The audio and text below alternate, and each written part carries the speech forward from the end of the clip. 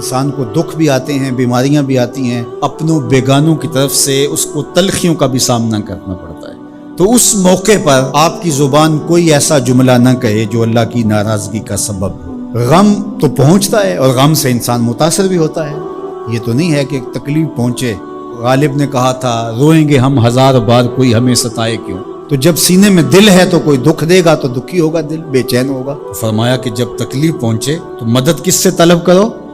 صبر سے، کہ اللہ مجھے توفیق صبر دے۔ روایت ہے کہ سلمان رضی اللہ تعالی عنہ حاضر ہوئے اور ان کے چہرے کے اوپر کوئی ایسے آثار تھے کہ جس طرح بہت بڑی پریشانی ہو، تو ان کو کہا کہ تمہارا جو دکھ ہے وہ اس کو کہو جو دکھ کا مداوع کر سکتا ہے، غم اسے کہو جو غم خار ہو، جو غم خار ہی نہ ہو اسے غم کہنے کا فائدہ۔ بعض کا لوگ خام خواہ بے چین ہوتے کہ میرے کو پوچھے تمہیں کیا ہے، چہرے کے اوپر جو ہے وہ خشونت سجائے، چہرے کے اوپر جو ہے وہ اداسی سجائے۔ آپ کو صدمہ پہنچے تو بعض کا ٹھیک ہے، انسان بے بس ہو جاتا ہے، اس کے چہرے بشرے سے اس کا ظہور بھی ہوتا ہے، لیکن کچھ ایسی چیزیں جو چھپائی جا سکتی ہیں اس کو چھپائیں۔ ہنس کے پی جا تلخی ایام کو ناصر، غم کے سہنے میں بھی قدرت نے مزہ رکھا ہے، غم برداشت کریں، اندر اتارو نہیں اس کو، اس کا اجر رکھا گیا ہے، اس کا صلہ بتایا گیا۔ تو ہر چھوٹی چھوٹی بات کو لوگوں سے شیئر کرنا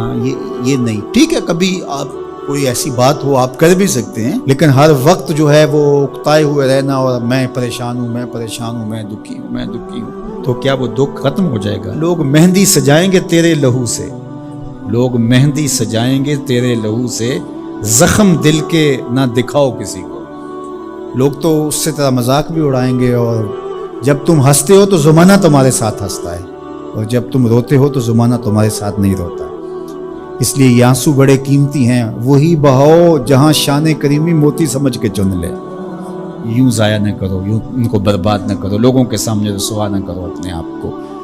تو صبر کے دامن کو تھامو، ایک تو تلقین یہ کی گئی، اور دوسرا کہا والصلاۃ، اور نماز کے ساتھ اللہ سے مدد طلب کرو۔ حضور علیہ السلام جب بھی کسی مشکل میں مبتلا ہوتے تو حضور نماز کے لیے کھڑے ہو جاتے، اور میں نے خود کئی مرتبہ تجربہ کیا ہے، جب کوئی تکلیف پیدا ہو تو آپ نماز پہ کھڑے ہو جائیں، تکلیف میں تخفیف پیدا ہو جاتی ہے۔ اور بدر سے سخت دن کیا ہو سکتا تھا جب کافر پورے لاؤ لشکر کے ساتھ آ گئے، اور حضور کے لیے عریش ایک چھپر بنا دیا گیا، اور آقا کریم وہاں مصلی بچھائے ہیں اور رب کے حضور کھڑے ہیں۔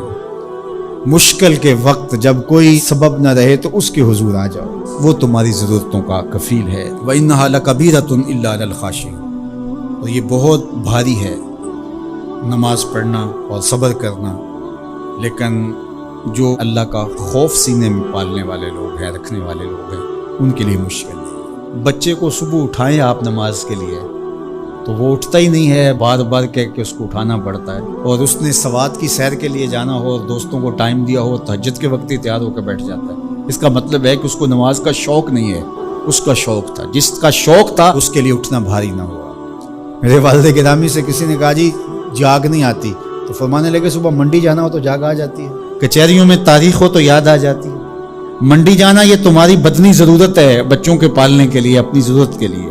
کچہریوں میں جانا خوف ہے، نہ گیا تو میرے خلاف فیصلہ ہو سکتا ہے، تو تمہیں نہ امید ہے اللہ سے اور نہ اس کا خوف ہے، تو پھر کیسے جاگ آئے؟ اور کسی نے کہا کہ حضور نماز پڑھنا چاہتا ہوں، جاگ نہیں آتی۔ اللہ اکبر، کہنے لگے ارادہ اگر پکا ہو تو نیند نہیں آتی، بار بار اٹھ کر ٹائم دیکھتے ہیں وقت نہ گزر جائے۔ اللہ اکبر۔ تو فرمائے یہ بھاری ہے لیکن خاشعین کے لیے بھاری نہیں ہے، خشیت خدا سینے میں نہیں ہے، اللہ کا خوف سینے میں نہیں ہے، تو واقعی صبح کا اٹھنا بہت زیادہ بھاری ہے، بہت زیادہ مشکل ہے، لیکن جو خشیت والے ہیں ان کے لیے مشکل نہیں ہے۔ یہ مان لیا کہ صبح کا اٹھنا، سحری کا اٹھنا نفس پہ شاک ہے، لیکن اگر کسی کی زندگی کی لذت اس میں رکھ دی گئی ہو، اللہ اکبر، تو پھر اس کے لیے مشکل تو نہیں ہوگا۔ راہ خدا میں تکلیف اٹھانا مشکل صحیح، لیکن زندگی کا سرور اس میں رکھ دیا گیا۔ وہ مزہ دیا تڑپ نے، میری آرزو ہے یا رب، میرے دونوں پہلوؤں میں دل بے قرار ہو۔